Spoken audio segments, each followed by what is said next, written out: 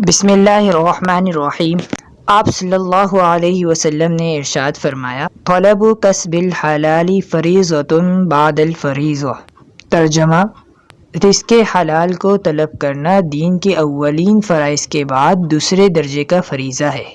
اس حدیث سے پہلی بات تو یہ معلوم ہوئی کہ ہم اور آپ رزق حلال کی طلب میں جو کچھ کارروائی کرتے ہیں، چاہے وہ تجارت ہو، چاہے وہ کاشتکاری ہو، چاہے وہ ملازمت ہو، چاہے وہ مزدوری ہو، یہ سب کام دین سے خارج نہیں ہیں، بلکہ یہ سب بھی دین کا حصہ ہیں۔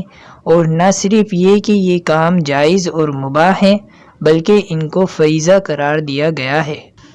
اور نماز روزے کے فرائض کے بعد اس کو بھی دوسرے درجے کا فریضہ قرار دیا گیا ہے۔ لہٰذا اگر کوئی شخص یہ کام نہ کرے اور رزق حلال کی طلب نہ کرے، بلکہ ہاتھ پر ہاتھ رکھ کر گھر میں بیٹھ جائے، تو وہ شخص اس فریضے کے ترک کرنے کا گناہ گار ہوگا، اس لیے کہ اس نے ایک فرض اور واجب کام چھوڑ رکھا ہے۔ کیونکہ شریعت کا مطالبہ یہ ہے کہ انسان سست ہو کر اور بیکار ہو کر نہ بیٹھ جائے اور کسی دوسرے کا دست نگر نہ بنے، اللہ تعالیٰ کے سوا دوسرے کے سامنے ہاتھ نہ پھیلائے۔ اور ان چیزوں سے بچنے کا راستہ حضور اقدس صلی اللہ علیہ وسلم نے یہ ارشاد فرما دیا کہ آدمی اپنی وسعت اور کوشش کے مطابق رزق حلال طلب کرتا رہے، تاکہ کسی دوسرے کے سامنے ہاتھ پھیلانے کی نوبت نہ آئے۔ کیونکہ جس طرح اللہ تعالیٰ نے اپنے حقوق ہمارے اوپر واجب فرمائے ہیں، اسی طرح کچھ حقوق ہمارے اوپر ہمارے نفس سے متعلق اور ہماری ذات سے متعلق اور ہمارے گھر والوں سے متعلق بھی واجب فرمائے ہیں، اور رزق حلال کی طلب کے بغیر یہ حقوق ادا نہیں ہو سکتے۔ اس لیے ان حقوق کی ادائیگی کے لیے یہ ضروری ہے کہ آدمی رزق حلال طلب کرے۔ چنانچہ جتنے انبیاء علیہم السلام اس دنیا میں تشریف لائے، ہر ایک سے اللہ تعالیٰ نے کسب حلال کا کام ضرور کرایا، اور حلال رزق کے حصول کے لیے ہر نبی نے جد و جہد کی۔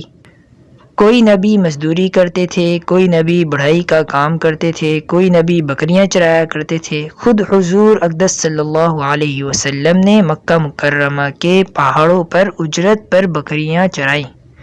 بعد میں فرمایا کرتے تھے، مجھے یاد ہے کہ میں اجیات کے پہاڑ پر لوگوں کی بکریاں چرایا کرتا تھا۔ بہرحال بکریاں آپ نے چرائیں، مزدوری آپ نے کی، تجارت آپ نے کی۔ چنانچہ تجارت کے سلسلے میں آپ صلی اللہ علیہ وسلم نے شام کے 2 سفر کیے، جس میں آپ صلی اللہ علیہ وسلم حضرت خدیجہ رضی اللہ عنہا کا سامان تجارت لے کر شام تشریف لے گئے۔ زراعت آپ نے کی۔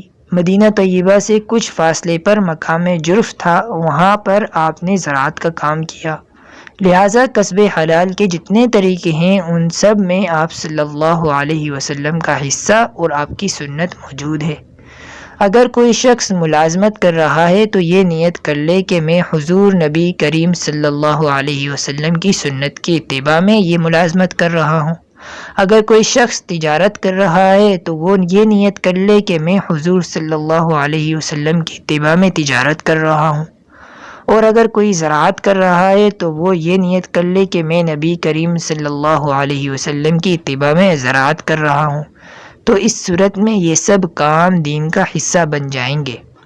اس حدیث شریف نے یہ غلط فہمی بھی دور کر دی کہ دین اور چیز کا نام ہے اور دنیا کسی الگ چیز کا نام ہے۔ حقیقت یہ ہے کہ اگر انسان غور سے دیکھے تو ایک مومن کی دنیا بھی دین ہے۔ جس کام کو وہ دنیا کا کام سمجھ رہا ہے، یعنی رزق حاصل کرنے کی فکر اور کوشش، یہ بھی در حقیقت دین ہی کا حصہ ہے، بشرطے کہ اس کو صحیح طریقے سے کرے، نبی کریم صلی اللہ علیہ وسلم کی تعلیم کی اتباع میں کرے۔